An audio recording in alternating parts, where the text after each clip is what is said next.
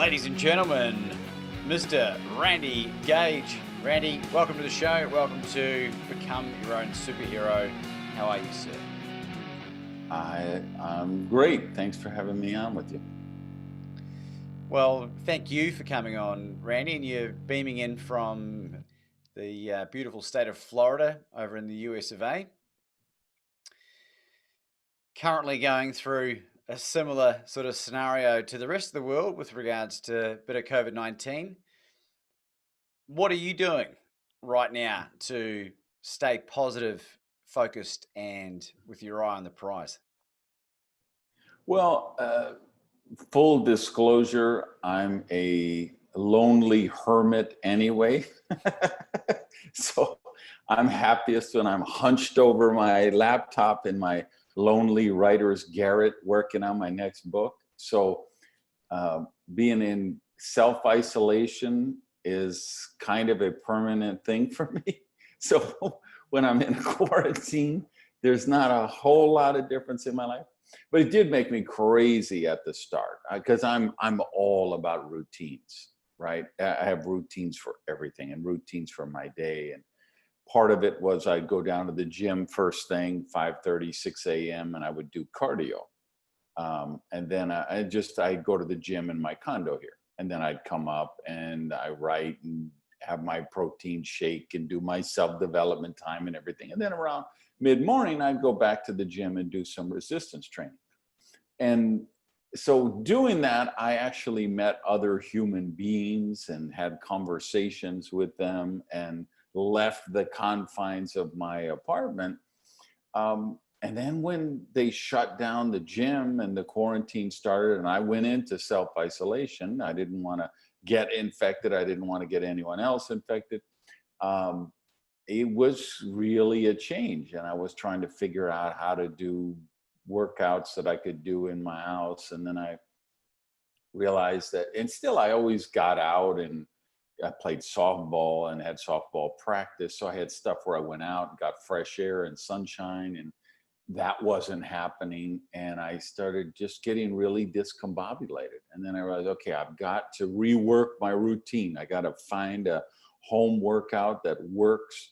I need to get outside every day, even if it's just go for a walk and get some sunshine and fresh air. And so I did stuff like that, and I kind of worked on a new routine. And now the quarantines are lifting, the restrictions are less onerous, and so feel like I'm in a pretty good state again, working on the kind of stuff that I want to be working on. I find that really interesting, Randy.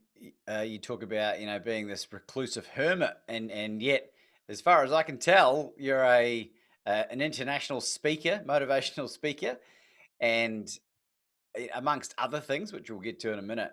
But has that evolved over the last few years? Have you now focused more on your writing? I know you've written a number of books. I think you've written 13 books now at this point.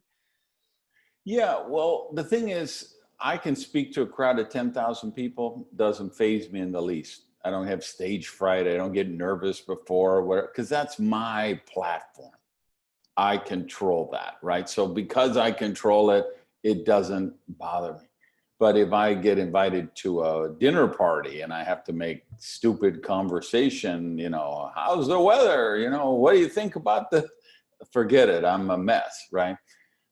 So in that sense, being a speaker and traveling and doing all that has never been an issue for me. I love going to other countries and cultures and hearing other languages and seeing other places.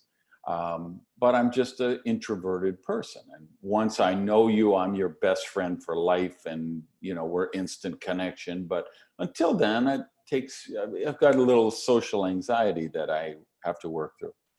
But on the other part of the question, it is true, kind of the last few years, I've changed my focus more. That I used to think as myself as a professional speaker who wrote books. Now I would definitely define myself as a writer who speaks. So they want to hear the guy who wrote the book, so they bring me in. But really, well, like I say, I'm happiest when I'm hunched over my laptop working on my next book. That's really and that was kind of one of the things I figured out in my routine stuff, that, hey, if I'm not working on my next book, I'm depressed. I'm out of sorts. Writing is that important to me.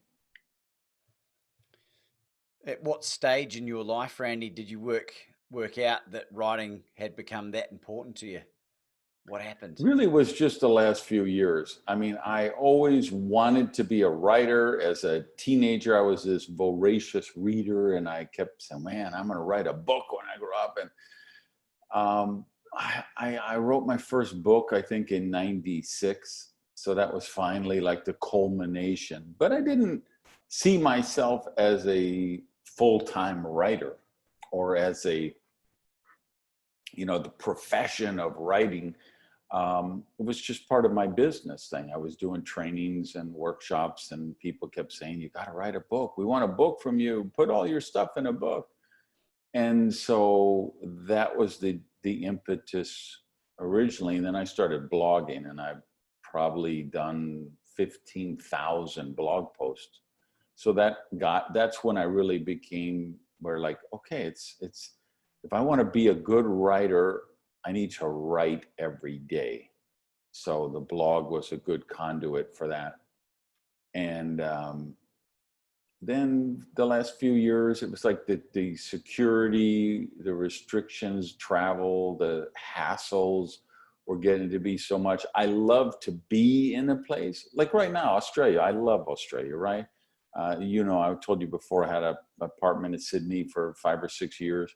I was there maybe not, I think 2018 or 2019 was the last time I was in Sydney, and I just went back for a couple of weeks to hang out. And like, I'd love to go to Sydney right now again, but to be on an airplane for 15 hours wearing a mask,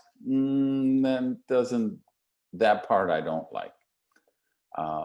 So I just kind of the last few years realized, I'm going to jack up the fees for my speeches, make it that I have less clients, but the same amount of income, and do less wear and tear on my body. Human body isn't made to be flying around in a cylinder pressurized at 10,000 feet for hours at a time. And it's tough on your body. And I'm entering the horizon, where the years of my life where the horizon is closer to me than it is behind me. And I just thought, I need to be nicer to my body, and I'm going to travel less and write more. Well, I know how old you are in my research, and you look great, and with a bit of modern science and some advancements, like there's no reason why maybe 150 is not on the horizon, Randy. So, it's all about what's up here, I suppose.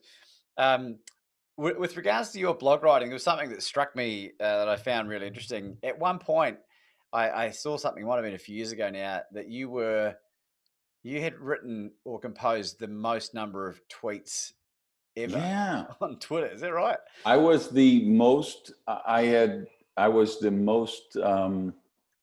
tweeted more than any human being on earth at that time. Which I never imagined or strive for or wanted to be or anything, but just I came across somebody shared, oh, did you see you're number one in the world and I'm like, and what? And the people who tweet the most tweets. And I'm like, what? Send me a link. So I go to a link, and it was the list of all the people in the world who had tweeted the most. And I was the number one tweeter in the world. Which is funny because it was not a conscious thing to do, but one of the things I do for success every year is 2 to 3 times a year, I go down to Key West and I just work on me. And I pack it. There used to be a lot of CDs and DVDs and albums that you would buy. And of course, this stuff has gone more digital now. So, but I used to take, when I first started doing it, it'd be a box. I might have 8 or 10 books in the box and a couple of DVD albums and audio albums. And I would just go there and journal. And because I buy everything, there's just CD course on this and the 8 CDs and do, okay, I buy it, throw it all in a corner in my office. And then I go down to Key West and say, okay, I'm going to go down for 4 days and then I would process it. So I'd open a book and I get in 10 pages and you know what? Nothing here for me. I'm leaving it for the maid. Open up the next album I'm listening to. Okay, something good here, Brett. Nah, I'm leaving it for the maid. And I would just go through all of this stuff. And so one of my trips there was, okay, so this social media thing is it's not a fad. It's not going away. I need to become proficient at social media. And this Twitter thing seems to be the biggest buzz. So I'm going to start with that. And I'm going to join Twitter and follow people and see how Twitter is done. And so that's what I did. And I devoted 2 hours a day to social media, promoting my books and blogs and building up my brand and stuff. And so I was tweeting hundreds of times a day. And then at some point I had 50,000 tweets and I was the #1 guy in the world.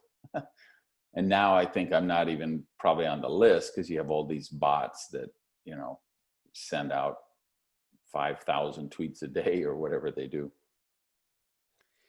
And one of the things that I find extraordinary about that whole experience, Randy, was that you used that to promote one of your books and it became a bestseller. Yeah, I think if you're an author, speaker, coach, consultant, political leader, thought leader, just someone who's an agent of change who wants to make a difference in the world. I think in today's, and I was actually, it's funny, I was just talking about this yesterday. I did a podcast for musicians that it's not my market. It's not I'm not a musician really, but they asked me to be on and talk about the pandemic and how you get through it, and how to develop prosperity consciousness through it. And one of the things I was telling them is I believe there's a lot of similarities between me as a writer and them as musicians, that we're all artists and all entrepreneurs are really artists. And so now I think in the reality today, like them, I was saying, there's no record company that has to get between you and your people who want your music, right? If you're a filmmaker, the HD camera that's in this iPhone of mine 15 years ago would have cost you $250,000. You would literally pay $250,000 for an HD camera that you could film a movie with. And now you have it in your smartphone.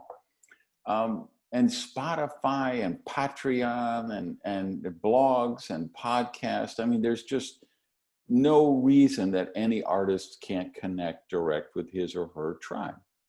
And so what I have to do, and what I think all of us have to do, is you say, okay, I need to determine what's the ratio for me.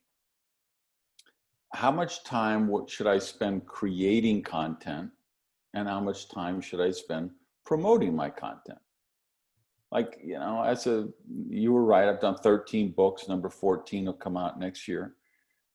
No publisher has ever lost money on a book by me. And I want to make sure when I die, that's still true. So when I have a new book come out, I'm going to promote it because that's part of the game. I don't, in a sense, I do write my books for myself, but I still want other people to read them.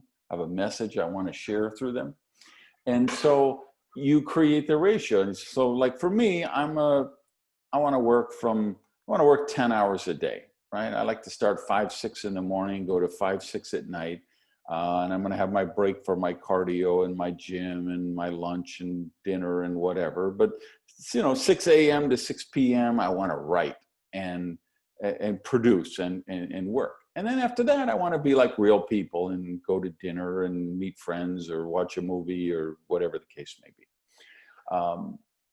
But I realized, okay, I've got to if you're a writer like me, you're in essence a sole proprietor. And I bet a lot of people watching and listening to us right now are sole proprietors. And so you got to say, if you're doing the business, you're not getting the business. If you're getting the business, you're not doing the business. So I'd go through these feast or famine cycles, and then I'd go out and drum up business, and then I'd have some good business, and I'd be doing it. And then I'd wake up and say, wow, I don't have any more speeches booked right now. I don't have anything coming up, any seminars. And so I realized, okay, I need to take a certain amount of every day and promote. And that's what I was doing when I first joined Twitter. And I said, I put 2 hours a day into promoting. And that's kind of the ratio I believe all entrepreneurs we have to set. Like, okay, how many hours you're going to work a day? Is it 8? Is it 10? What's the number? Okay, you got 8. I have 9 to 5. Okay, great. From 9 to 5, how much of that time can you dedicate to promoting your work? And then how much time can you do creating? For me, that's writing my blog posts, writing my books, recording my podcast, right? So you got to find that ratio. And I think when you first start off, you've got to over-index on the promotion because nobody's ever heard of you or your work.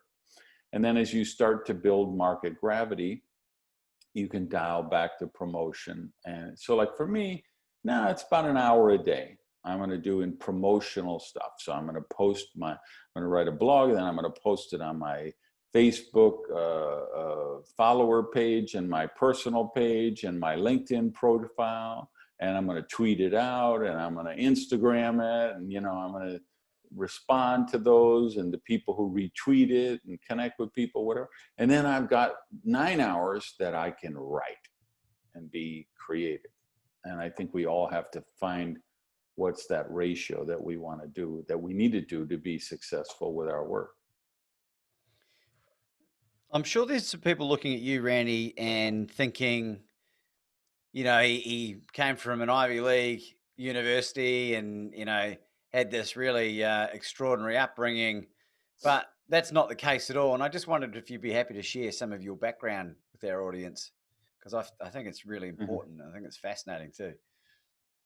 Yeah, I'm a high school dropout, and that's kind of embellishing it when I say that, because I was actually expelled from high school in ninth grade. Because I was expelled because I was in jail for armed robbery and burglaries. And I had missed so many days. And I was a teenage alcoholic, a teenage drug addict, made a lot of really poor choices and ended up in jail, as you might expect. Armed robbery doesn't have a great retirement program. And so that was at 15 years old, I was in jail. I did never finish high school. I went and got the equivalency diploma because I wanted to go and take some courses at colleges. So I've done that. I want to study different things. So, but I don't have degrees in anything. My mother was a single mom who raised 3 kids by herself, knocking on doors, selling Avon. And that was back in the day when it really was knocking on the door. It wasn't like she was a secretary who took a catalog to her office and shared with her coworkers. No, my mom went out knocking on door after door. Hey, would you like to buy some Avon products? And that's how she raised 3 kids. So we were poor. I knew I was poor. You see the people being interviewed on TV and they're like, we were poor, but we didn't know it. There was so much love in our house. I'm like, get the fuck out of here. Because, I was poor and I knew it, okay? And I hated it. So I resolved that when I grew up, I was no longer going to be poor. And that was a circuitous journey and it took me a while, but I did accomplish that and become a wealthy person, but through drive and hard work and, being mindful about that and really going after it. Well, it's an extraordinary story, Randy, and it resonates with me in many ways. I didn't quite end up in jail, thankfully, but I was certainly raised by a single mother who was raising three boys, and my father was involved, but because they were divorced and he was had his own life, we grew up with nothing. I've when we connected with each other, gave you a bit of a background of my story, and having dealt with drugs and alcohol and gambling and this other stuff, found myself at the age of 40 having, in my own humble way, very self-developed, having achieved phenomenal success in almost every area of my life, apart from the financial, and I had this amazing roadmap planned that was literally about to kick off in March of 2020 when COVID-19 hit, and has totally derailed all of the plans that I had there. And I'm not upset about it per se, but I'm a little bit lost at the moment about, all right, now I've got to relearn another formula. What are some things that I can do, or that people watching or listening to this can do, to help them, that were helpful for you? Well, I think back to that interview I did with the music industry people yesterday, because one of the things the host said was, we're musicians, we're out of the box people anyway. So how, and I was like, well, let's really question that. Are you really out of the box people or not? Because if I look at most artists, and I do a lot of philanthropic work in the arts, so, and I enjoy the arts, right? So I'm privy to dance troupes and opera companies and film festivals and musicians and people like that. And I'd say, I don't see any out of the box thinking. I see operas still trying to run their operas the way they were run 400 years ago, and that's why it's a dying art form. I think the way people go about putting together a dance troupe today is the same as it was 100 years ago. The musicians, have they really gone out of the box? I mean, Prince went out of the box, but how many people since Prince have done that, right? So it would be the same for you and anyone else. I would say, okay, let's just realize that all the rules have changed, and that's not necessarily a bad thing. And when shakeups like this happen, like me, so I have this pretty substantial business since 1991 as a professional speaker. So I've spoken to more than 2 million people over 50 different countries, right? So this was a pretty thriving business for me. So mid-February, first, second week of February, the pandemic really hits here. And I had almost $1 million worth of business evaporate within 10 days. 10 days, right? Just evaporate. Like, sorry, no, the gig is off. We don't even, we have no idea when we'll ever do another convention again. And so that rocked my world, and my routine gets disrupted. And so now personally, mentally, I'm feeling out of sorts, and I've all this business evaporated from the books. But then this whole other, and so I think it was really easy for me for the first month, like, whoa, I'm a victim here. How can I'm getting kicked in the teeth here. And then I recognized, well, you know what? There really is a lot of opportunities here. And so I had some speeches that, I had a group of 5,000 people that I was supposed to speak to in Oslo. And then the pandemic happened, and they said, well, we're going to live stream it instead. And instead of 5,000 people, I talked to like 20,000 people, because they had distributors all over the world. And a lot of them weren't going to fly to Oslo and be there for that event. And then I had a company down in Mexico, same thing. And we broadcast that. And now I'm speaking to 15 or 18,000 people. And I realized, wow, it's a different type of platform, but it's a new opportunity. And I had done some virtual presentations, because sometimes that was their budget. They couldn't afford to fly me in somewhere, and they would want to do a virtual thing. But then with the pandemic, it became a really vibrant part of my business. And then I realized, wow, I'm doing more meetings now than I used to do, before the pandemic. But the group had changed. So yeah, sometimes I'm speaking to 20,000 people, but a lot of times it's 4 people or 7 people. It's the executive team. And we're just doing a Zoom conference. And really, they're hiring me for my critical thinking abilities. Saying, hey, we got supply chain issues. We have ingredients that come from Asia. We can't get them in. We can't manufacture the products. How are we going to handle this? What do we do? And I'm helping plan strategy for them. So I've become more of a strategic advisor. That was something I never billed myself as.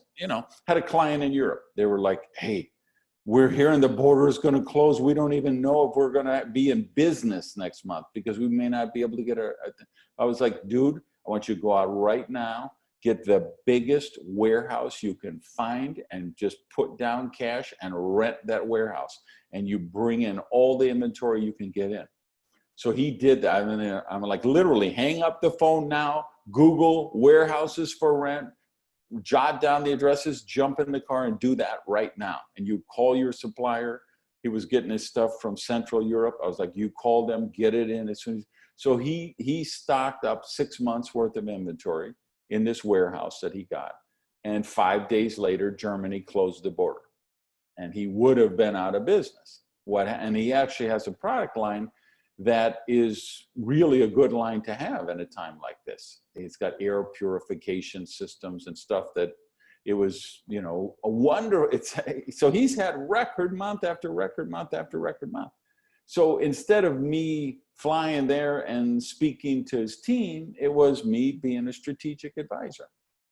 And so that I would say the same thing for you or anyone else is, we don't get to pick how our clients need us. Our job is just to add value to our clients. So, how do we create prosperity? There's really just 2 ways we create prosperity. Number 1 is we solve problems. And number 2 is we add value. So if you can solve someone's problem, they will joyfully, lovingly, gratefully crawl naked over broken glass and throw money at you, right? If you wake up Sunday morning and you got an abscess infected tooth and it's throbbing, you're just going to jump on Google and you're going to look for a dentist that does emergency visits on the weekend, right?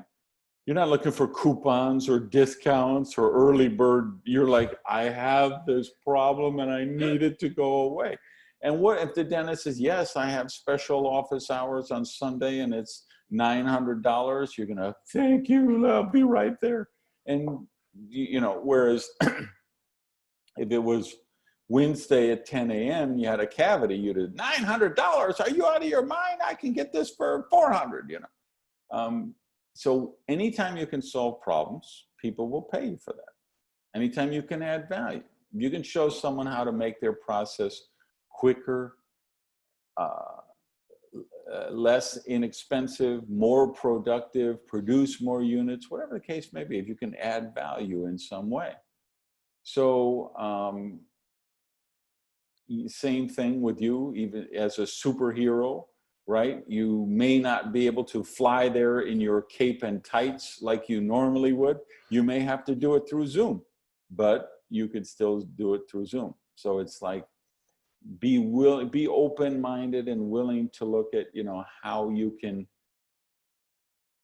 really get out of the box, not just say, oh yeah, I'm an out of the box thinker, but like, no, okay, it doesn't matter that everybody's done this way for decades. What's a new, better way that I could do this?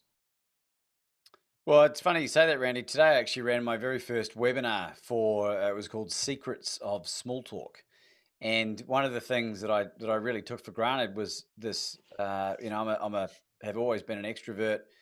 My father was a very successful radio announcer, and I've dedicated the last few years to learning and understanding the art of using my voice as an instrument and getting to this whole speaker, arena, as you'd know. And I put this thing out. We only had 7 people. It was the first one I've done. And I made a mistake making it a Zoom webinar because I couldn't see their faces. So I just spoke for like an hour 20 to the camera lens.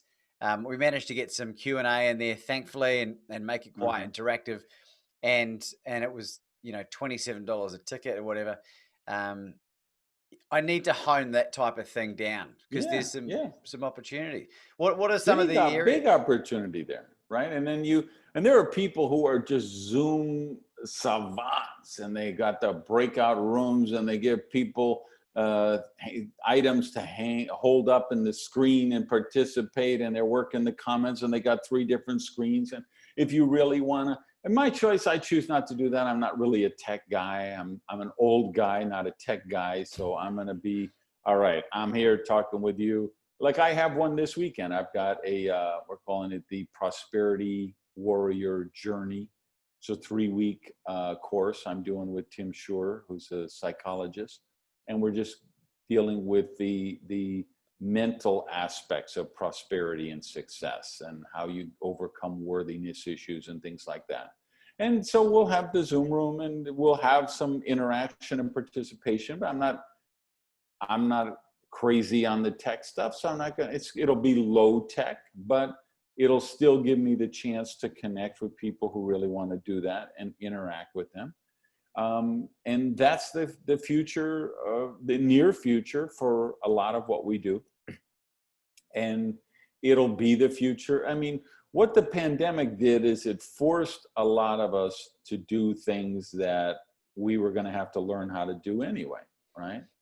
My mother is like 85 years old, and the pandemic has forced her to learn how to order items on the internet. That she, I bought her a computer probably 10 years ago and set it up and taught her how to get email and answer email and stuff. So she had a computer, but she never bought anything on. And she learned now, okay, I need to get my groceries delivered. I need to go, and I walk her through how to do that. But so now she can buy anything online. Well, the pandemic happened, probably she never learned that. She would have just gone through the rest of her life knowing that she can always go to the store and she doesn't have to learn how to buy something on the internet. And I could have gone through my life and not learned how to operate Zoom, right? But the pandemic forced me and forced her and forced all of us to it really accelerated a lot of growth and change that was going to happen anyway. Well, I had planned to start this journey about 6 months from now, which was a year from when the pandemic hit, and it forced me into doing it like that, and it ended up being the greatest blessing in disguise. This podcast, Randy, at this point in time in 2020, recorded. This is the 53rd episode since late April, and in that time, wow, and I mentioned offline. Good on you. Thank you. And we've had some of the most, yourself included, some of the most extraordinary speakers, elite level athletes. We had Les Brown came on, who inspired my book in mid-May, which I committed to the end of June, which I wrote 30,000 words of Bet on You, which will be published later this year, at least online. And it's been a real blessing. The challenge that I have, Randy, is that at the end of last year, I was sort of recovering from a failed business in an arena that wasn't what I was passionate about. And I'm grateful that I figured out my purpose on this planet. But I was already starting from, below ground zero and from a financial point of view. So I'm kind of like, I'm in that limbo where I'm like, okay, Laban, you got to figure this out now. And got a new fiance, and we want to plan a family as soon as we can. So I as soon as I figure out this money making exercise, I don't really have any other challenges in my life at the moment apart from that. Yeah, and I don't even want to hear you affirm that that's your challenge, because I don't think it is a challenge. I don't think the fact that you had this other business that didn't work has to have any bearing on this new business whatsoever, right? You just have to approach it like anyone else would who was starting a startup business and didn't have enough capital. So, okay, so I don't have a lot of capital, so I'm going to have to figure, how do I attract investors, or how do I build up the cash flow in a sustainable way that allow me to live and grow the business at the same time? And that's the song and dance that entrepreneurs have done forever. Like people ask me all the time, like I'm in the Speaker Hall of Fame. So when I meet speakers, they're like, "Oh my God, how did you do your business? It was so amazing. You have such a successful business." I was like, and I always tell them, well, I'm in the National Speakers Association, and then we have a chapter, the Florida Speakers Association. So when I joined the Florida Speakers Association in 1991, which is when I opened my business to be a quote unquote speaker, the check for $95 that I wrote bounced. So that's how I started my speaking career, was a $95 check to the Florida Speakers Association, which bounced because I didn't have enough money in the bank for that. And I did $300,000 in business my first year. People say, "Wow, amazing. How were you?" No, understand. I did $300,000 worth of business the first year, but I probably lived on less than $11,000. I lived like a pauper because I poured everything back into the business. I was doing public seminars, right? And I didn't know that you're supposed to lose money to begin with and grow. I didn't have the option of losing money because I needed to feed my cat, right? So there was no internet when I started in 91. You weren't doing Facebook ads. You were renting mailing lists, printing brochures, and mailing them in the mail. A lot of you listening, you're going to have to Google this, but there was these things, they were called stamps, and they went on envelopes, and they were delivered to mailboxes, and people like opened them up and read, and Randy is coming to Dallas doing his seminar, blah, blah, blah. Here's the date. Here's the thing. Call 1-800-432-GAGE and reserve your spot, right? So I'd do a seminar. There were 17 people in Dallas on Saturday and 23 people in Houston on Sunday. And so I'd take in, $30,000 or maybe $15,000. And I would put 13,000 of that buying more mailing lists and printing more mailing for my seminar a month later. And so I took in 300,000 and change and lived on like 11. The second year, I did 660,000 in revenue, and maybe I lived on $25,000. All right, I was flying all across the country, a little bit of international at that point, but mostly U.S. In the economy section, the middle seat, row 33, next to the lab. Hating every part of that torture. But I did what I had to do to grow the business. And then the third year, I broke $1 million in sales. And that's when I started to like pay myself a salary of, 50 grand a year or whatever it was.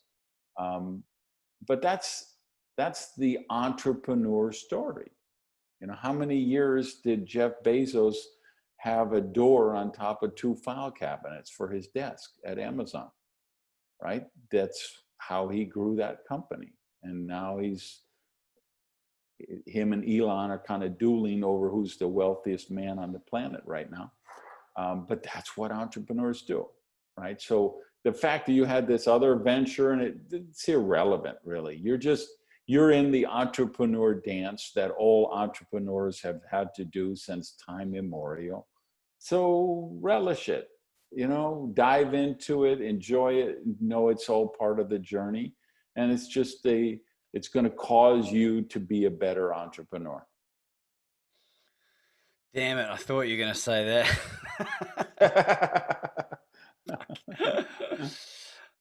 I've wondered at times, Randy, because a lot of the amazing stuff that you talk about and that you've written about is regarding this abundance mindset, getting rid of a lot of limiting beliefs that time around money. Yeah. Do you recognize anything that I've said apart from what you've already called out that might be some limiting beliefs regarding being able to take on money? The danger for the ultimate question we're all going to get to is, do I want to be a victim or do I want to be a victor? and why I kind of push back on you and say, hey, let's not even talk about that last thing as a challenge, because that's living in victimhood to start with, right? I got a fiance now. We want to have a family. We got to be careful there. We might be trying to live in victimhood there. We want to be, we don't want that. We don't want to defend any limiting beliefs, right? So that's why, people start to say, the problem I have is, and I'm like, wait, let's not affirm that. Whatever you were about to say, let's not affirm that. And they're like, but you don't understand. It's really true. Okay, but every time you say that, you are programming that in your subconscious mind. Your homework, by the way, is read my blog that's out today on randygage.com. And for you guys listening, I know the name.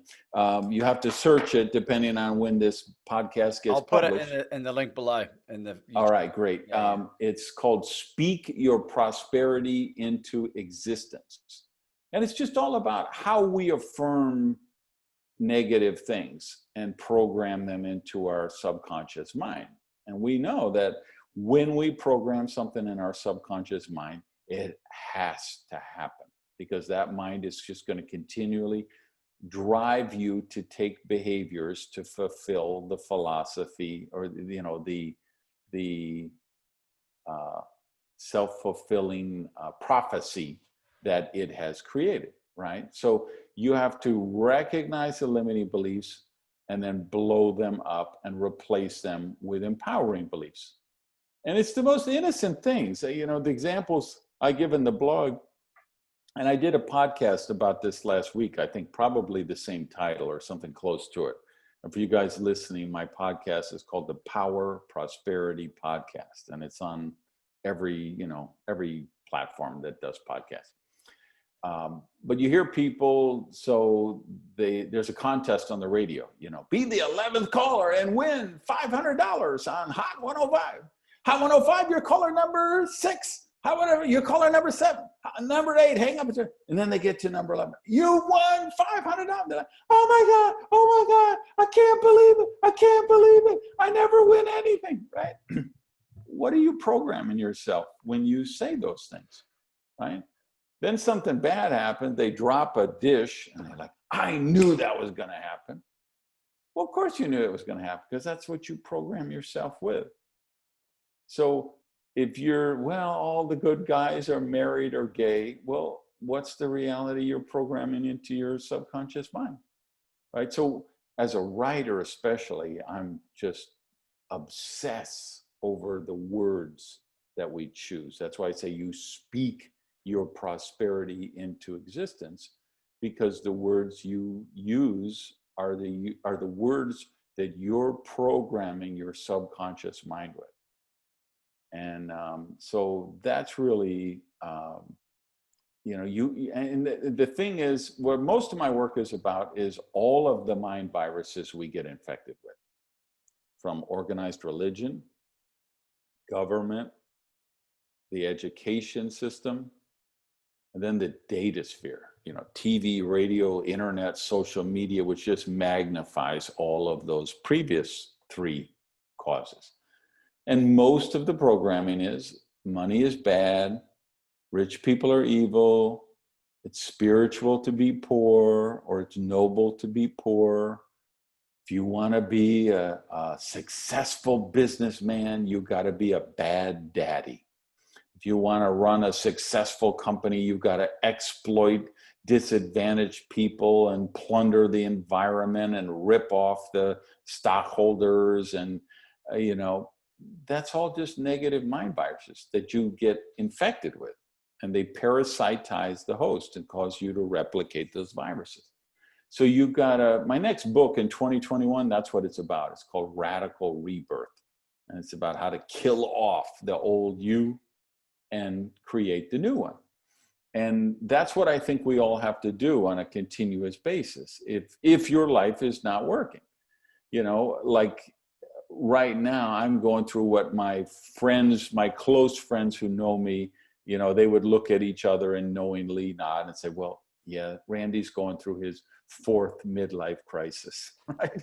Because I've remade my whole self over, like we were talking about at the start of the show, where I just said, I'm going to travel less, I'm going to write more, I want to reconfigure my life in a different way, right? So I'm doing that all the time. And I'm 61 years old now, right? So you say, this guy's 61 years old and he's still having another midlife crisis? Enough already. When is he gonna, get to, but my hope is that I actually hang around this planet long enough to have another 4 or 5 or 6 midlife crises where I kill off the old me and create the new version that I want to become. And I think that's what the journey of life is really about for us, is that you have to, it's all about self-awareness. You've got to take yourself up to, whatever is the Aussie equivalent of 35,000 feet, I don't know, whatever meters or whatever that is. 10,000, 11,000 meters roughly. Yeah. And be able to look at yourself objectively and say, wow, I recognize I have this belief that if I become successful, my friends and family aren't going to like me anymore. Because if I become successful, I'm going to have to sell my soul, or I'm going to have to be a bad person. I'm going to have to do bad things. Because every TV, radio, movie, opera, magazine article, comic book, every one of them, that's the programming they have. 99% of them are they're biased against money, success, health, and happiness, because they need the trauma and the drama. That's what sells books. That's what makes people go to movies. That's why people watch television shows. So you have to recognize, hey, I'm being programmed with this garbage 24 hours a day, 7 days a week. And I need to be mindful about it and counter program myself with beliefs that blow up the limiting beliefs and replace them with beliefs that serve me. That's really great, Randy. It is really great, and I have been like phenomenally better in the last couple of years at using a lot of that positive affirmation, getting rid of the majority of it. There's a bit of legacy stuff there still I need to work on. I've achieved everything else that I put my mind to, and I'm very proud of that fact. And I'm gonna knock this one off, and I'm gonna revert back to you, and I'm gonna let you know when that happened. And you will, I can tell, because you've already shown you can get shit done, right? You set a goal, you put the objective, here's what I got to do it. And you've been able to do that in many, many areas of your life. So, and a lot of times we do that because it's easier to work on the external stuff than the internal stuff, right? So it's easy to become the shoemaker with no shoes, right? So we all have to say, okay, no, but I also, part of my work, if you're going to create the job title of superhero for yourself, you still have to say, okay, even superheroes need to feed their cat, right? So it's like I told the music people, when The Rock has a new movie out, what does he do? He goes on Jimmy Kimmel Live and he promotes it. He goes on the Tonight Show and he promotes it. He goes on Good Morning America and he promotes it. It's just part of the game. People want to hear Rock talk about his new movie, and then they decide, I'm going to buy tickets and I'm going to go on opening weekend, right? When I write a book and it comes out, I'm going to say, well, I need to hit my YouTube show and my podcast and my blog, and I need to let people know this book is coming out because I want people to get this book. And what I told the musicians was, hey, if you tell me, oh, I just want to be a musician and compose music all day and money doesn't matter to me and I'm going to live in a monastery in Tibet, and great, I have no problem with that at all. I celebrate that. If you're happy living in a monastery, doing work and receiving donations from the villagers, I think that's wonderful. Just don't bitch about it if that's what you choose. If you say, but I don't want to live in a monastery, I would like to have a nice apartment and a car, and be able to go to the cinema and the theater. And, you know, okay, then you got to stop being a victim and say, okay, I'm a musician, I make music, so I'm going to have to find a way to support this. Do I do virtual performances? Do I create a Patreon account? Do I get sponsors for my shows? How can I find a way that I can feed my cat and still be a musician? Or feed my cat and still be a superhero? Or feed my cat and still found a dance troupe? Or start a nonprofit organization to build water wells down in Africa? Whatever the case may be.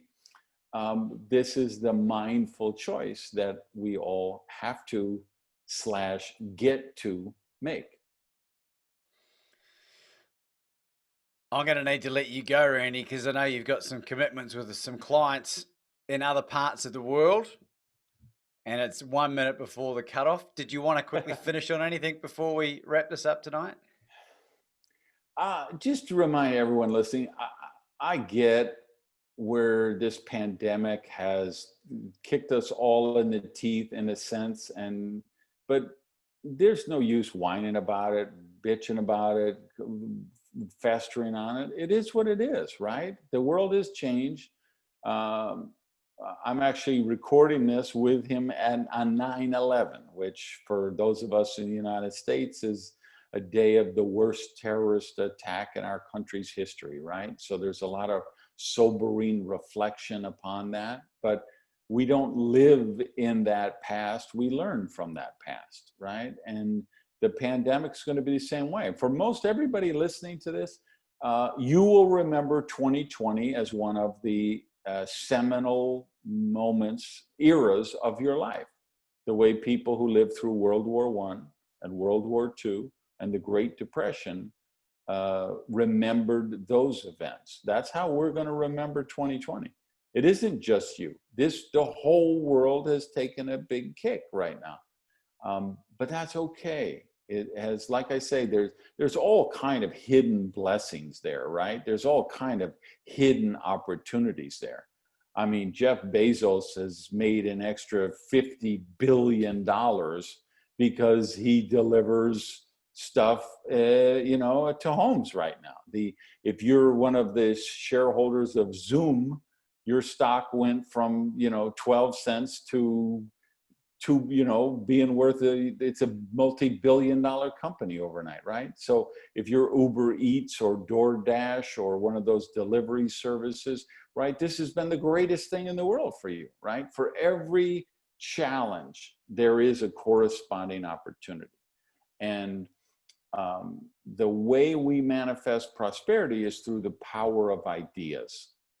Right? That's how we translate it on the physical realm. So no matter what life throws at you, you say, okay, what I would say is that nobody listening to this podcast right now has a money problem. If you're short on cash, you have an idea problem. So instead of looking for money, look for better ideas. And look for, okay, how can I solve problems? How can I add value? Because either way you do either of those, you're going to attract more prosperity into your life. Ladies and gentlemen, Randy Gage.